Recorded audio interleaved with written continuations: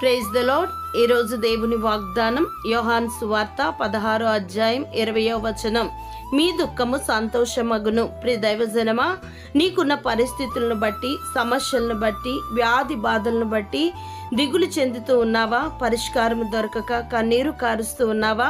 దుఃఖపడుతూ ఉన్నావా? సర్వశక్తి గల ప్రభు చెప్తూ ఉన్నారు, ఇదిగో నీ దుఃఖ దినములు సమాప్తములగును. మీరు దుఃఖింతురు గాని మీ దుఃఖము సంతోషమగును. అవును ప్రియులారా, నీ దుఃఖ దినములు సమాప్తము చేయాలని చీకటి విచారం ఆవరించి ఉన్న మీ కుటుంబాలను ఆనందముతో సంతోషముతో నింపాలని, ఆకాశ మహాకాశాలు పట్టజాలని దేవాది దేవుడు మానవుడిగా యేసుక్రీస్తు ప్రభువుగా ఈ లోకానికి వచ్చి ఉన్నారు. కావున నీవు కలిగి ఉన్న ప్రతికూల పరిస్థితులను బట్టి దిగులు చెందక యేసయ్య చెంతకు చేరి ఆయన ఇచ్చే సంతోషమును పొందుకొనుము.